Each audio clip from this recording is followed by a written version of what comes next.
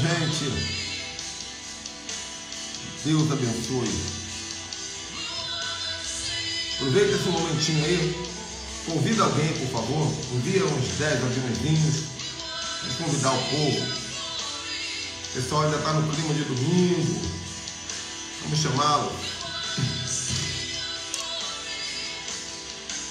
Quero ver tua glória.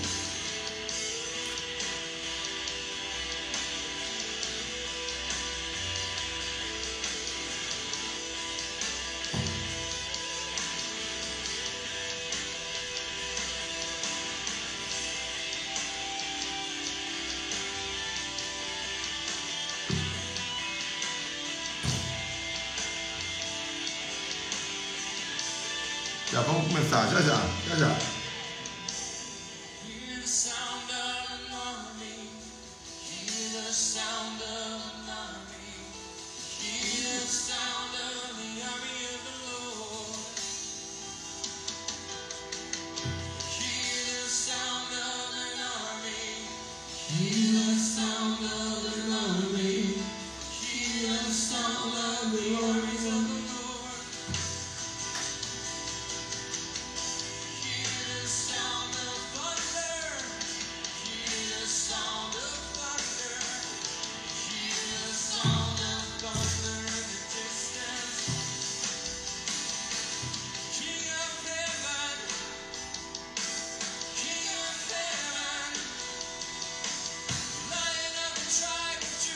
Leão da tribo de Judá.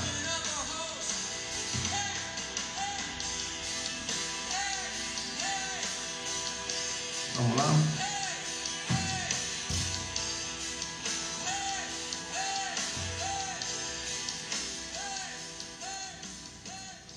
Amém, gente. Deus abençoe sua vida.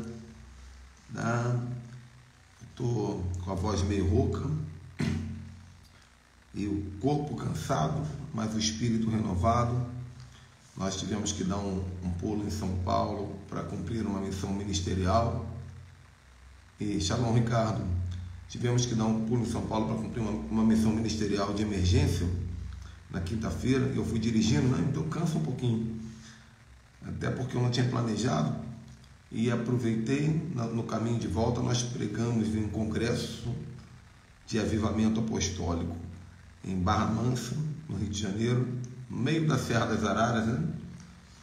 Eu preguei sábado, preguei domingo de manhã, preguei domingo de noite, aí dormi lá e hoje de manhã eu dirigi para casa. Então cheguei ainda há pouco, já cheio de compromissos me esperando, mas muito feliz com todos os resultados que nós deixamos no caminho. Então eu quero aqui publicamente agradecer o pastor William, líder da minha intercessão, que me recebeu lá em Jundiaí, ao Ricardo, que me recebeu na casa dele. Quero agradecer à igreja Manancial de Barra Mansa, que me tratou com honra, com respeito, com dignidade, como sempre fazem já há muitos anos. Agora estou aqui com vocês. Também quero agradecer ao meu ministério de intercessão online, esses guerreiros. Já vi que tem muitos assistindo a live aqui, que oraram e me cobriram em oração nesse tempo.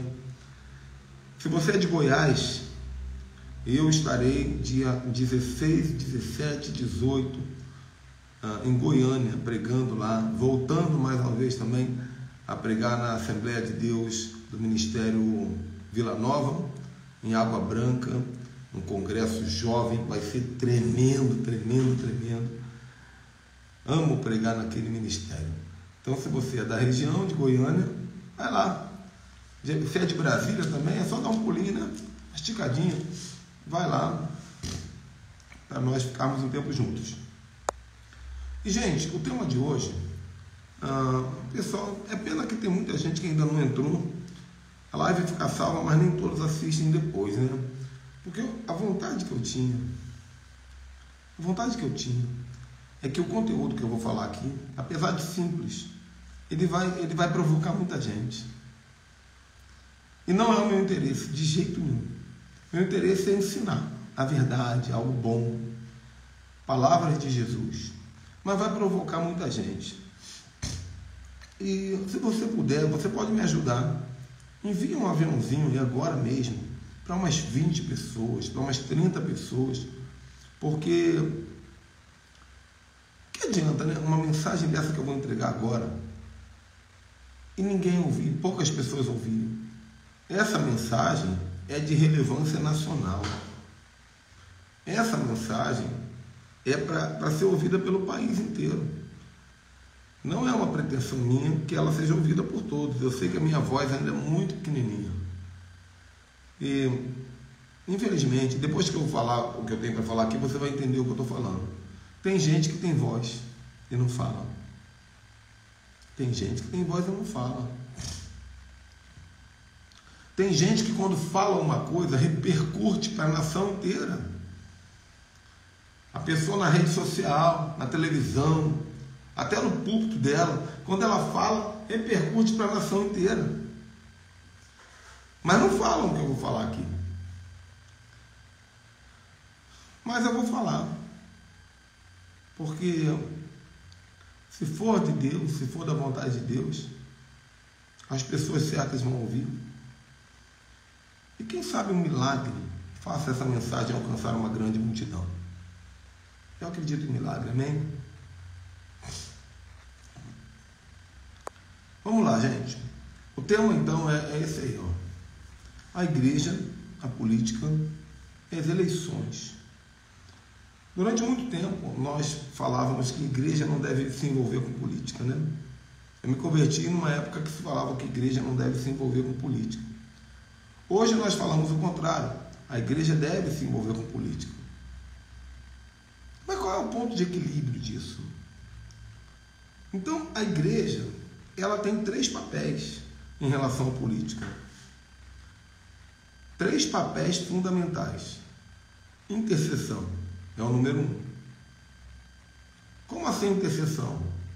A igreja, ela é obrigada a interceder pela nação, interceder pelos estados, interceder pelas prefeituras, interceder pelo presidente, interceder pelo senador, pelos senadores, pelos deputados federais e estaduais, pelos vereadores, pelo Supremo Tribunal Federal e pelo Judiciário. Como é que nós vamos interceder? Porque se a maioria das pessoas nem sabe que isso tudo existe. Como é que nós vamos interceder se a maioria das pessoas nem sabe qual é o papel de cada um? Como é que nós vamos interceder se a Bíblia diz que de uma boca, da mesma boca não sai 2 águas? E eu estou xingando o STF. Como é que eu vou interceder pelo STF? Xingando o STF. Como é que a minha oração vai chegar no céu? O anjo vai falar assim, Senhor, o Tribunal Celestial, né? Quem já leu meu livro sabe como funciona.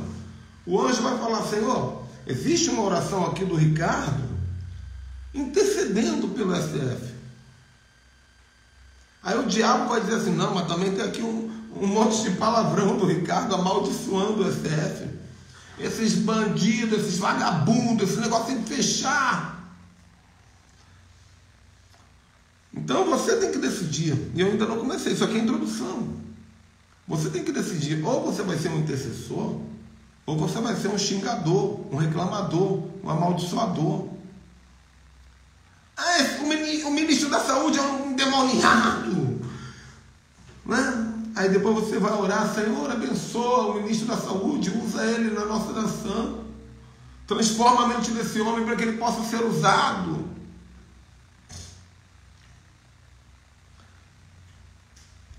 O que você prefere? Ser um intercessor ou ser um reclamador? Mas será que nós temos sido o quê?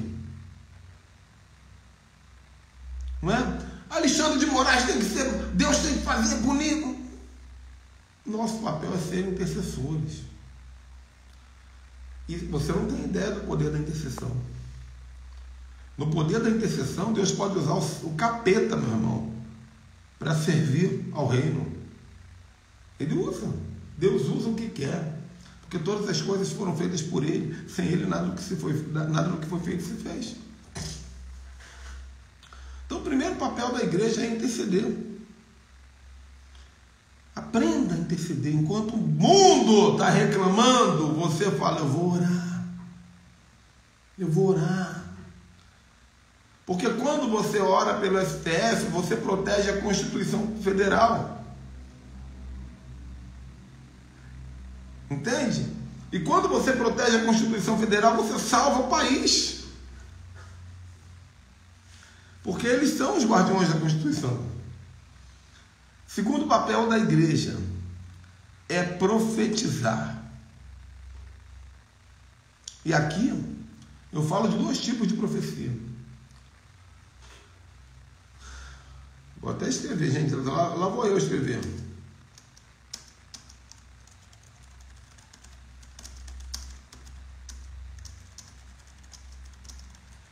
Dois tipos de profecia.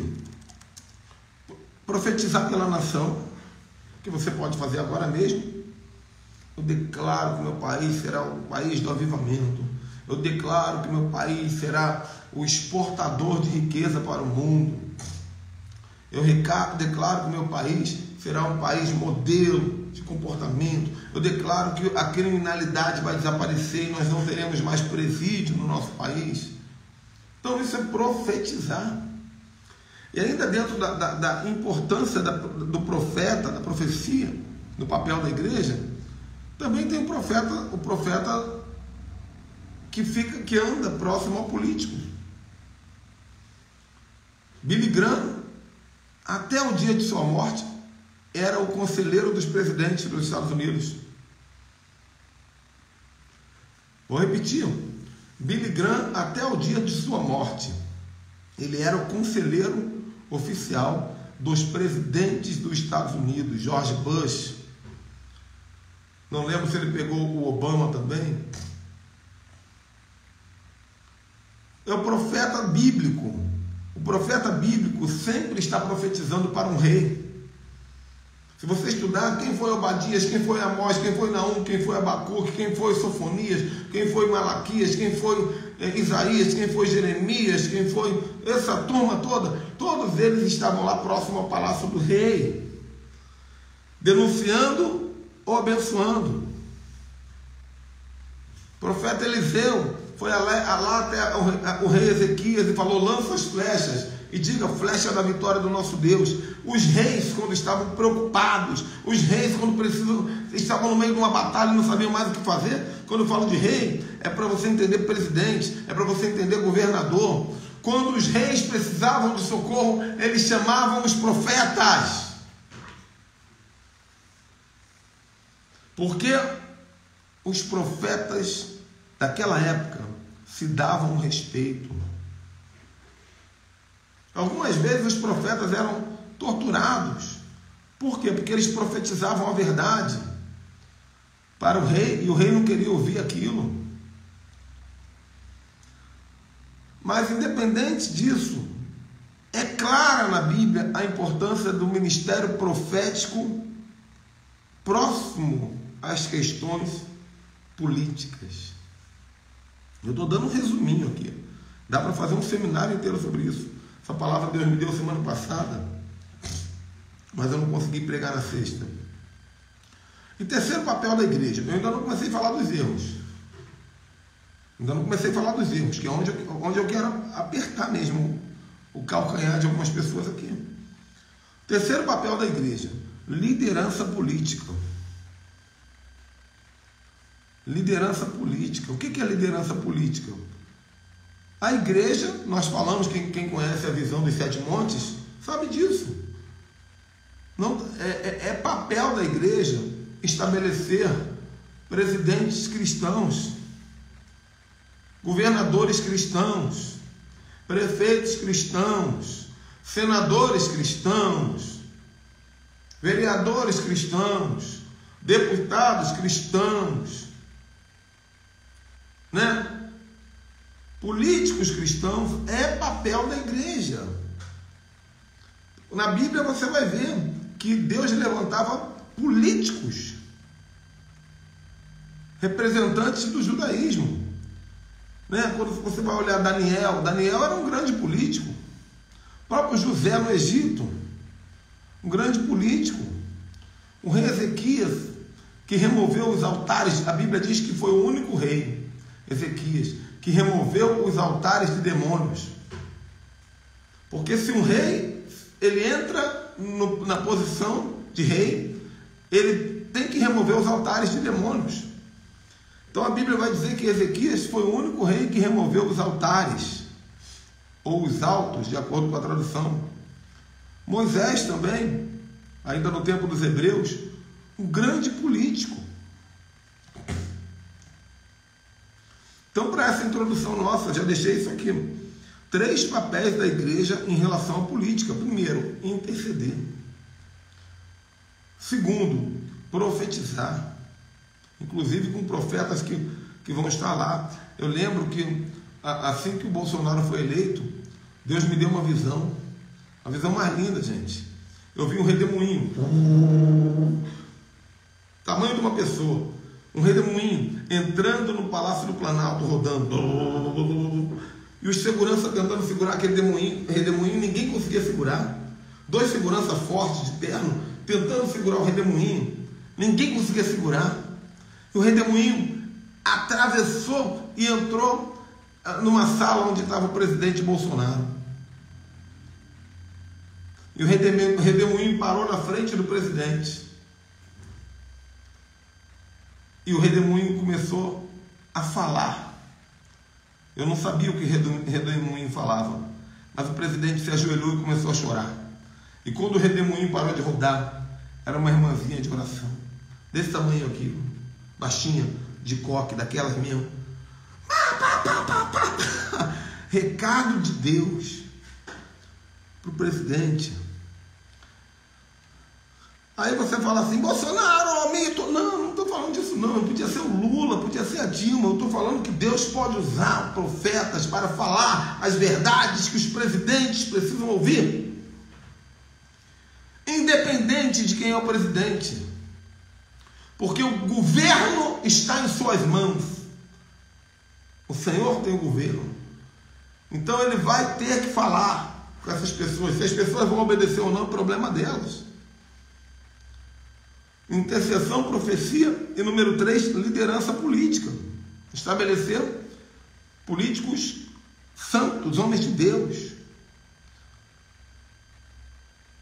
Cabo Daciolo. Cabo Daciolo é homem de Deus? É. Cabo Daciolo é uma bênção? Sem dúvida. Mas Cabo Daciolo está apto a assumir a presidência da República? Não. Porque ele vive uma ideologia de guerra espiritual que não é o que o Brasil está precisando. O Brasil precisa de um político que entenda do Estado, que entenda de relações internacionais, que entenda de governo, que entenda de liderança, que seja cristão. Tá? Gente, pelo amor de Deus, nessa live aqui, talvez vocês não vão ter nem ideia de quem é meu candidato. Porque meu interesse aqui não é puxar a sardinha para um lado ou para o outro. Meu interesse é trazer para você inteligência espiritual, política, para que você use.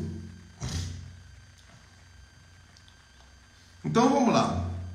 Os 7 erros da igreja em relação à política e eleições. Porque eu falei, os 3 aí são só a introdução. Gente, quem está chegando agora, faça-me a gentileza, manda um aviãozinho aí, manda um compartilhar para 10 pessoas, por favor. Porque mesmo que essa pessoa não assista agora, ela vai ver lá, poxa, fulano compartilhou para mim, vou ver o que é isso. Vai assistir depois. Faz esse favor. Me abençoe. Não é porque eu sou peixe pequeno, gente. Eu só tenho 60 pessoas na live. Meus amigos têm 200, 300. Eu sou um peixinho pequeno. Então me ajude a aumentar o tamanho do peixinho. Prosseguindo. 7 erros que a igreja tem cometido nos tempos eleitorais. Tanto hoje quanto nos 4 anos atrás, tanto há 8 anos atrás, a mesma história. Primeiro erro, gente. Vamos ver se você concorda comigo. Se não concordar, escreve assim, eu não concordo. Tá tudo bem. Vai ser ótimo. Vai ser ótimo. Primeiro erro, discórdia e violência verbal. Erros que a igreja comete. Discórdia e violência verbal. Sabe o que é violência verbal, né, gente? É você dirigir a outra pessoa com palavras grosseiras, arrogantes, intimidadoras, xingamentos, autoritarismo, palavra torpe, deboche. Será que nós cometemos isso, gente? De jeito nenhum, apóstolo. Entra no Facebook e vê os crentes como é que conversam com o pessoal da outra política, lá do outro. Já, não sigo mais. Tá seguindo fulano, não sigo mais. Bloqueei. Tem que ser todo mundo da minha tribo. Xinga mesmo. Amaldiçoa. Gente, se uma pessoa vai votar no outro, deixa ela votar no outro. Se você acredita que o teu é o melhor, ele vai ganhar. Não adianta, porque você não vai fazer a outra pessoa mudar de ideia atacando ela. Não vai mudar nada. Se o teu ego fica machucado quando você vê alguém publicando alguma coisa do candidato do partido oposto, se o teu ego fica machucado, aprenda a lidar com o teu ego. Sinceramente, eu não uso Facebook. O pessoal fala assim, apóstolo, mas eu vejo postagem tua lá todo dia. É porque está configurado, tudo que eu boto no Instagram faz uma cópia lá. Eu não uso Facebook.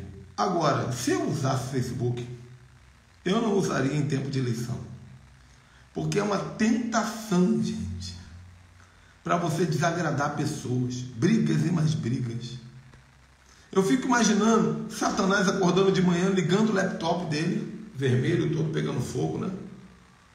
Vou abrir no Facebook. Vou ver o que estão falando lá. E ele morrendo de rir. Porque os profetas agora são patetas. Porque na incapacidade de ter um argumento, nós atacamos, ferimos. Sai dessa Babilônia, meu irmão. Discórdia é um problema. Existe uma diferença entre discórdia e pensar diferente. Por isso que quando alguém fala uma coisa que eu não concordo, eu digo assim, eu penso diferente. Eu tenho outro ponto de vista. Ou seja, está tudo bem. Nada muda entre nós, eu só penso diferente. Agora, quando eu digo discordo, essa palavra carrega um peso muito grande de guerra. Discordo é perigoso demais. Observa, se alguém falar isso contigo, você não vai se sentir muito bem. E nós estamos discordando de muita coisa ultimamente. Deus não quer discordadores. Deus quer pensadores, que pensam diferente, que pensam de maneira inteligente. Eu tenho vergonha, às vezes, de ser evangélico, gente. Às vezes, quando alguém pergunta assim, qual é a sua profissão? Eu tenho que dizer pastor, apóstolo, eu fico com vergonha. A vontade que eu tenho é falar assim, eu sou um desempregado. Eu sou vendedor, eu vendo mapa profético, e-book, livro. Porque a igreja está se envergonhando tanto com os comportamentos. Eu estava lá em Israel e eu meditei muito, sabe, sobre o judaísmo, gente. Eu nunca vi judeu fazendo campanha contra aborto. Eu nunca vi judeu fazendo campanha contra LGBTQIA+. Eu nunca vi judeu fazendo campanha contra a família tradicional, contra a igreja. O judeu está lá orando e pedindo que Deus fortaleça eles para que eles continuem cada vez mais poderosos. E o pecado continua do outro lado, irmão, porque nós não vamos resolver o problema do pecado com leis. Porque nem a lei de todas as leis, a Torá, resolveu o problema do pecado. Nós vamos resolver o problema do pecado com muita oração e dando muito exemplo. Dando exemplo que nós não temos dado. Eu falo sem nenhum tipo de medo. A igreja de hoje é a pior igreja dos últimos 100 anos. É a pior. Por vários aspectos. Me perdoe, gente. Não se escandaliza comigo, não. Só ouve. Segundo pecado da igreja em tempos de eleição, em tempos de política, idolatria. Olha, gente, que pecado grave, terrível. Pecado que está nos 10 mandamentos. Pecados da essência do pecado. Idolatria. Porque hoje nós não elegemos mais uma pessoa, não. Hoje nós não elegemos mais um político, não. Hoje nós elegemos um mito. Hoje nós elegemos o pai Lula. Meu Deus, o pai Lula. O pai de quê, gente? Meu pai não é, não. Meu pai morreu ano passado. Essa honra é dele. Mito para mim é Jesus.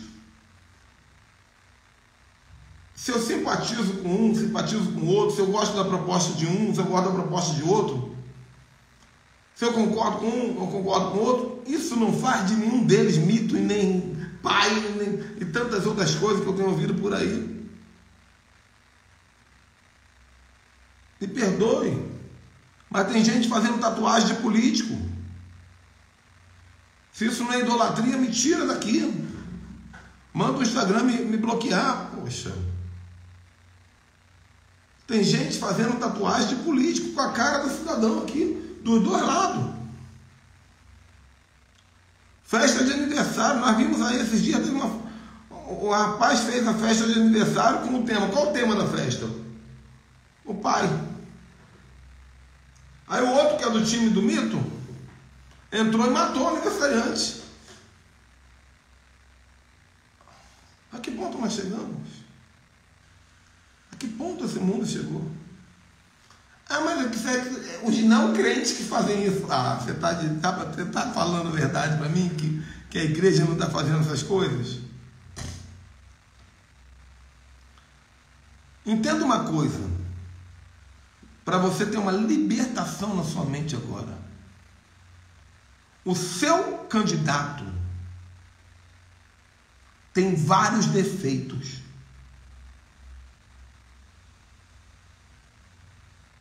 Seja ele o Lula, seja ele o Bolsonaro, seja ele o outro, seja ele o Pablo Marçal. Não, Pablo Marçal nem candidato é, gente. Nem vem. Estou falando de alta patente aí, na briga. Entenda uma coisa. O seu candidato tem defeito. Procure estudar os defeitos do teu candidato para que você se purifique dessa ideia de perfeição que você colocou na tua cabeça.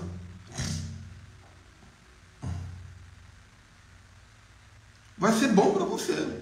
Meu candidato, ele tem essa proposta, é muito bom, isso aqui é muito bom, ele fez isso aqui é muito bom, ele é assim muito bom, o jeito dele é isso aqui eu gosto, mas tem isso aqui péssimo, isso aqui é ruim, isso aqui é terrível, isso aqui é abominável. Quando você consegue aceitar as falhas graves do teu candidato, você está caminhando na direção da libertação espiritual política. Não, aposta, mas o meu não tem, não. Desculpe. Aí eu não repito, não tem como falar tudo de novo.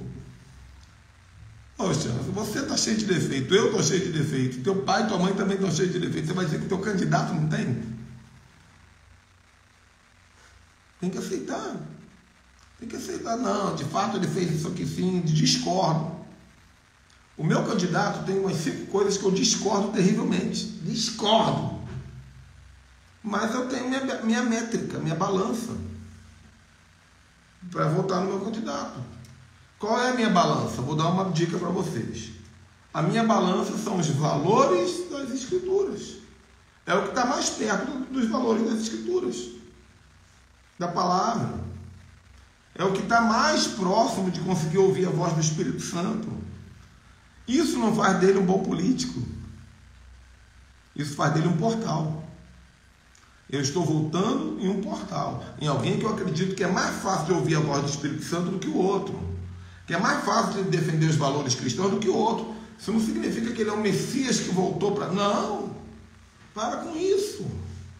Eu já vi gente dizendo, JM, olha aí, ó, Messias, Jesus Messias. Vamos ser, vamos nos manter na posição que Deus nos colocou, uma posição profética, não se rebaixe, tá? Deve ter ficado claro aí a questão da idolatria, gente. Lamento, gente, a live de hoje é isso aí. Amanhã eu vou pensar em algo legal para vocês. A de hoje é o que tem, isso aqui. Terceira característica, terceiro pecado que a igreja cristã tem cometido em tempos de eleição e de política: carnalidade. Carnalidade. Eu podia ficar falando de carnalidade de hoje até o Shabat, até sábado, até sexta-feira, porque esse assunto, carnalidade, ele é muito abrangente. Então eu só vou falar no item aqui que eu preparei. O que seria carnalidade aqui? Não escolher por revelação, escolher pela mente humana. Entende? Porque deixa eu explicar o que é escolher por revelação. Alguém me chama assim no gabinete, fato real: apóstolo, meu casamento está acabando. Quanto tempo de casamento você tem? 2 anos. E está acabando por quê? Porque a gente não se entende. Nem na relação sexual a gente se entende. Aí eu pergunto assim: vocês oraram para casar? Sinceramente, fala a verdade. Vocês oraram para casar? Não do jeito que deveria. O Espírito Santo falou que ela ia ser tua mulher e que você ia ser marido dela? Tinha que falar? Eu falei, tinha que falar. Eu, Ricardo, quando eu vi minha esposa, eu nem conhecia a Raíza. Quando eu vi aquela preta bonita lá, o Espírito Santo falou para mim assim: é ela. Dá teu jeito e corre atrás. Dá teu jeito e ganha. Depois que eu comecei a namorar, ela me falou que a mãe dela me viu em visão anos e anos atrás e falou para ela como eu seria. Quando ela viu, ela falou: é ele. Casamento por revelação. Também gostei dela, achei bonita, ela gostou de mim, mas a base de tudo é revelação. Gente, vou falar uma coisa para vocês aqui. Eleição é a mesma coisa. Eleição é a mesma coisa. Você está colocando alguém sobre a tua cabeça. Você está colocando alguém que vai governar o teu país. Você não está elegendo um homem, você está elegendo um regime. Dependendo do partido, é um regime. É uma sociedade organizada. Então você não pode escolher o teu candidato porque a bochechinha de um é mais coradinha do que o outro, porque simpatiza mais do que um do que o outro. Cuidado, porque os olhos enganam. Os olhos enganam. Por isso que os países nunca têm um presidente certo. Porque as pessoas elas sempre votam pelo raciocínio. Mal sabe ela que o raciocínio está sendo bombardeado há muito tempo, querido. Teu raciocínio está sendo bombardeado, manipulado há muito tempo. O que você pensa que escolheu, não foi você que escolheu, não. É igual quando você entra no mercado e compra uma coisa, não foi você que escolheu aquilo, não. Você foi programado, teleguiado ali. Cada prateleira te levou até a outra. Então, a carnalidade Carnalidade. Por quê? Porque as pessoas já não são mais espirituais a ponto de falar, Senhor, me revela. Vai na humildade. Deus, eu escolhi um candidato, eu escolhi um partido, por causa disso. Mas eu te peço, me revela. Fala comigo, me dê sinais. Me dê sinais. Gente, eu garanto que se você pedir sinais a Deus, Ele vai te dar. E se toda a igreja cristã no Brasil escolher pedir os sinais, nós vamos votar certo. Tem que ser assim. Quando você não ora, você pode ser manipulado pelo marketing. Quando você não ora, você pode ser manipulado pelas fake news. E quando você não ora, você pode ser manipulado pelos espíritos de engano que deixam teu coração frágil, teus ouvidos surdos e seus olhos cegos. Número 4. Quarto pecado que a igreja comete em tempos de eleição: manipulação. Manipulação, gente. O que é manipulação? O apóstolo Ricardo, que tem vários discípulos, tem vários seguidores, falar para eles: vota no fulano. Fulano é bênção. Deus tocou no meu coração para falar para vocês votarem no fulano. Deus tem um projeto nessa nação e mandou votar no fulano. Alguns falam até mais ignorantes assim: olha aqui, meu camarada, Deus está falando aqui para votar no fulano. Isso aqui é barbaridade. Tem também. E o povo gosta. Isso é um crime espiritual. Isso, e é um crime também diante da lei. Tem empresas,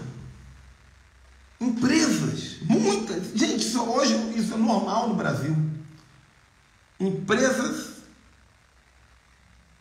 obrigam os funcionários a votarem num determinado partido.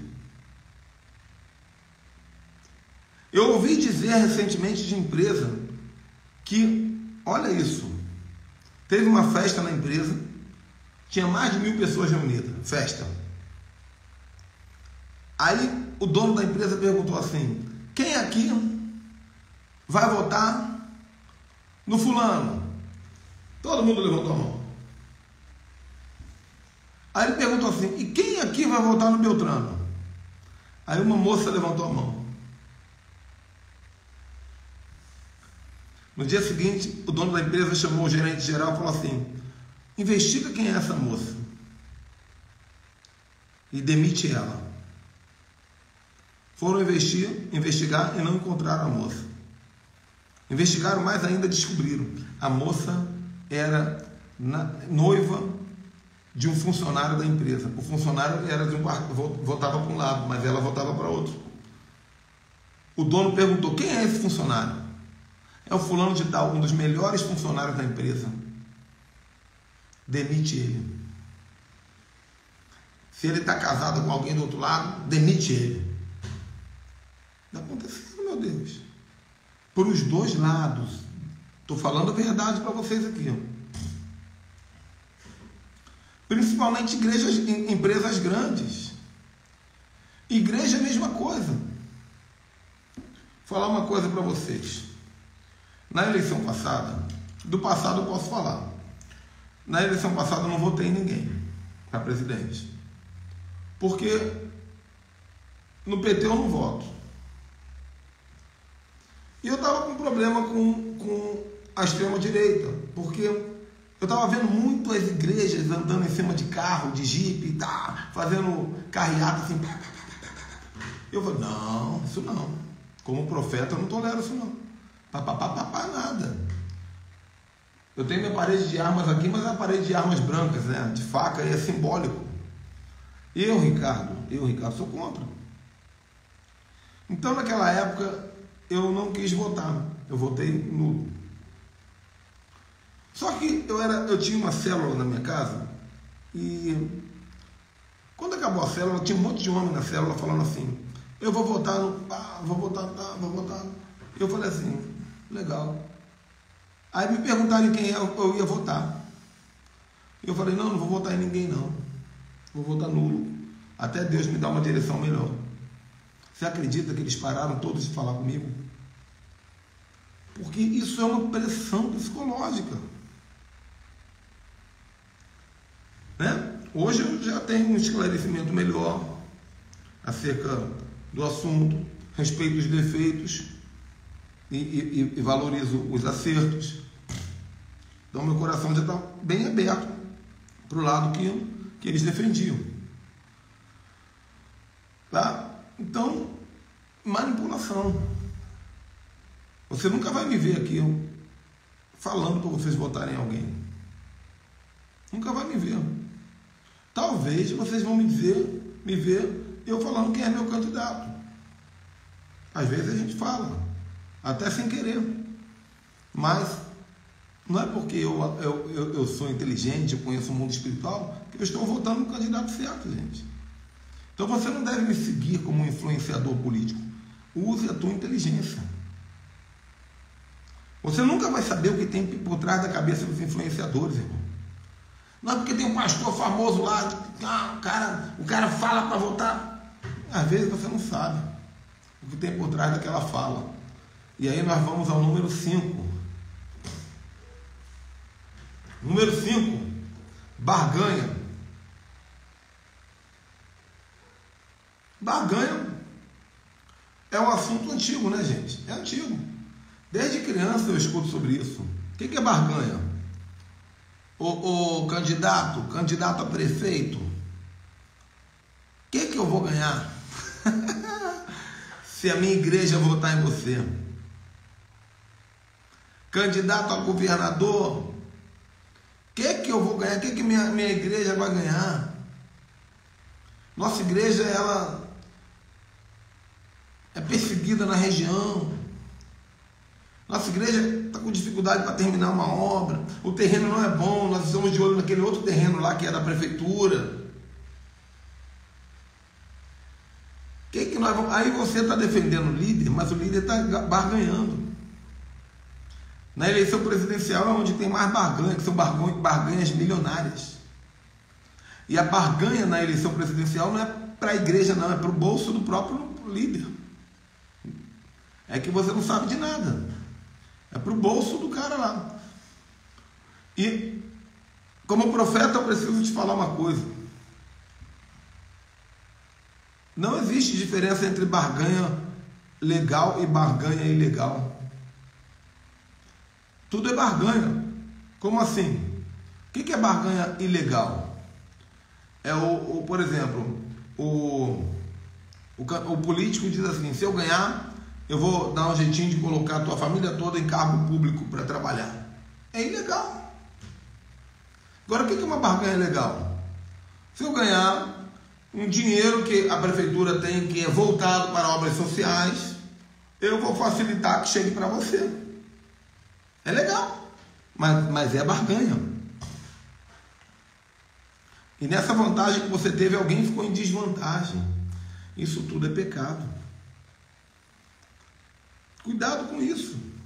Porque barganha, você sabe qual é o outro nome da palavra barganha? Prostituição espiritual.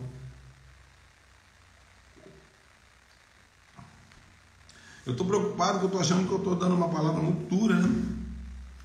Porque quando o povo está acostumado com mel, quando come um pedacinho de cravo, assusta. O mundo está acostumado com mel. Mas eu tenho que falar. Essa palavra está ardendo dentro de mim há muito tempo. Número 6, são só 7.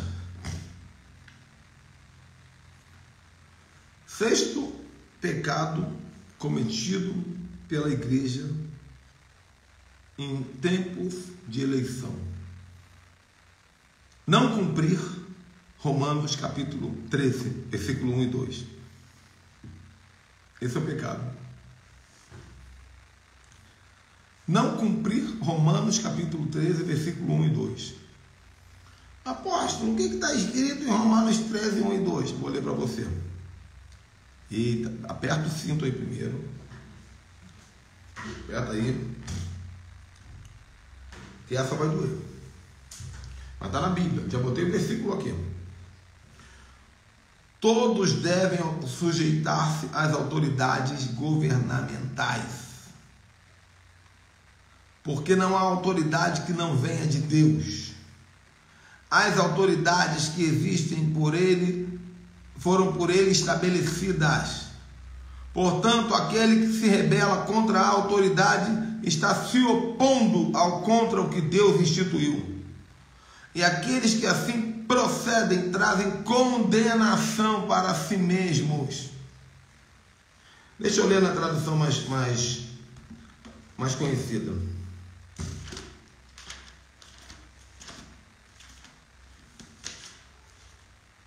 Depois eu conto uma experiência.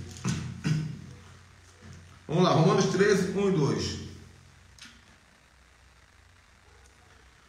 Toda alma esteja sujeita às autoridades superiores, porque não há autoridade que não venha de Deus, e as autoridades que há foram ordenadas por Deus. Por isso, quem resiste à autoridade resiste à ordenação do próprio Deus, e os que a resistem trarão sobre si mesmos as condenações.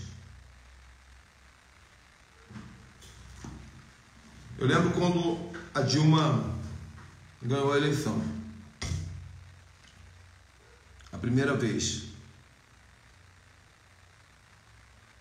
Ela estava concorrendo contra José Serra, se eu não me engano. E eu fui, no dia que ela ganhou, eu fui a Brasília.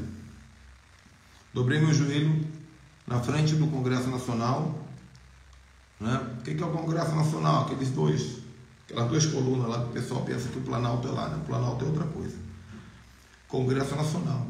Eu dobrei o meu joelho, orei, falei, Senhor, nós não aceitamos essa mulher levantada pelo diabo e tal. Aí eu fiquei de paz, acabei de orar, fiquei de paz. E aí Deus me mostrou na Bíblia esse texto. Toda autoridade é constituída por Deus. O que eu aprendo com isso? Em época de eleição, você tem um dever cívico de escolher em oração a pessoa certa. Depois que a eleição acabar,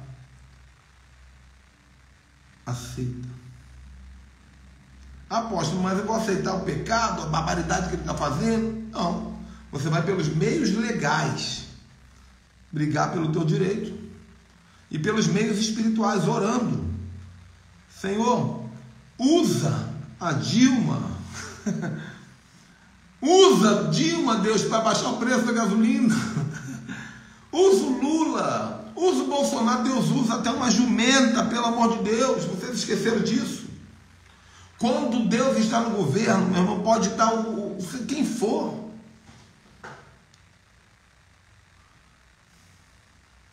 Cuidado. Aí a irmã botou, ferrou, nunca vi um governo tão atacado como o do nosso presidente Bolsonaro. Sim, verdade, mas se o Lula entrar vai ser a mesma coisa, minha irmã. Eu não quero que o Lula entre. Mas se ele entrar, a igreja vai atacar também. Nós não podemos ser hipócritas. Né? Não podemos. Eu acho que ele vai ser bem mais atacado, né?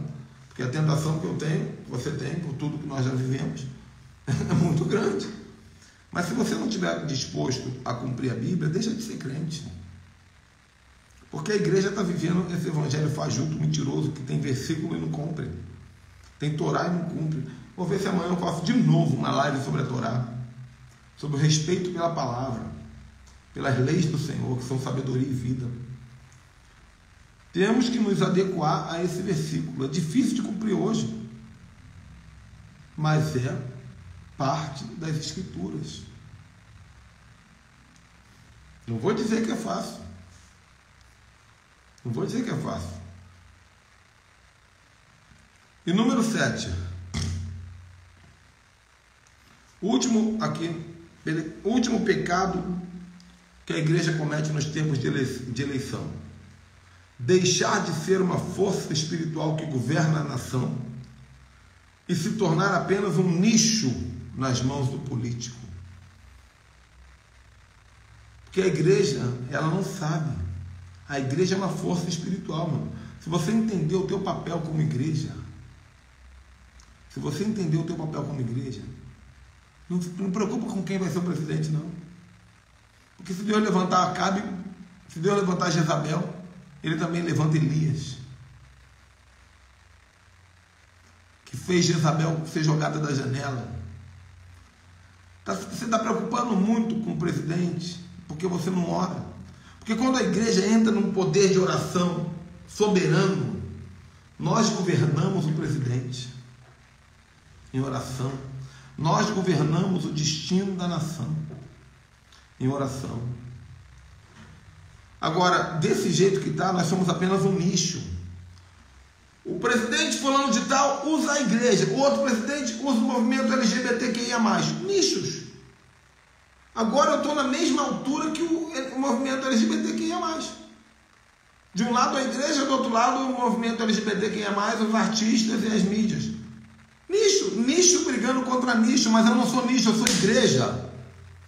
Igreja derruba nicho. Igreja é autoridade sobre nicho. Agora, se você é apenas nicho, vai ficar jogando farpa para um lado, farpa para o outro, farpa para um lado, farpa para o outro. Aí não dá, gente. Aí não dá. Ao invés de você ser autoridade sobre a política, você virou massa de manobra na mão do político.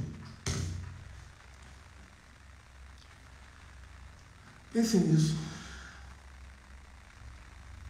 Eu prometo que amanhã eu vou estar calminho, vou estar um doce, gente. Vou estar um doce. Vou estar um doce. Até porque eu estou soltando tudo agora. E deixa eu finalizar fazendo 2 considerações aqui para vocês. 2 considerações para poder acalmar a tua mente. Para acalmar o teu coração. Vamos lá? Vou beber uma aguinha aqui para fazer 2 considerações.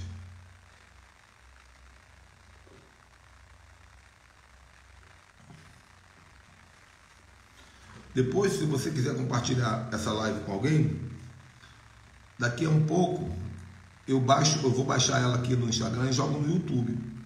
É mais fácil você pegar o link do YouTube e compartilhar.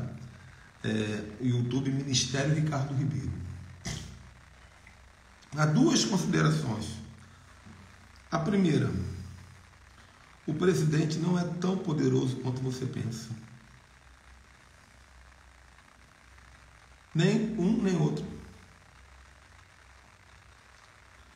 Eu estou sendo privilegiado. Deus mandou eu estudar direito, né? Acho que eu vou virar advogado daqui a um pouco tempo. E quando você estuda o direito, você descobre que as coisas não são tão simples como parece. Por exemplo, quando você diz assim: fulano, se for eleito, ele vai perseguir as igrejas. Ele não tem poder para isso. Ele vai estabelecer o comunismo. Não é tão simples. Não é tão simples. Gente, graças a um ilustre jurista chamado Montesquieu, o nosso país ele é dividido em poderes separados, justamente para que não haja uma coisa chamada absolutismo, que é o presidente faz o que quer. Então, por isso nós temos hoje o legislativo, o executivo, temos as forças, judiciário, nós temos, não esqueça disso, deputados, senadores, vereadores, governadores, temos o Supremo, tudo isso. Então, quando o presidente diz: olha, eu vou fazer isso, vou fazer aquilo, peraí, bem difícil que ele vai fazer. Se você estudar sobre qual é o verdadeiro papel do presidente da República Federativa, de uma República Federativa como a nossa, você vai descobrir que 99% das propostas eleitorais são mentirosas. Eu deixo um dever de casa para você.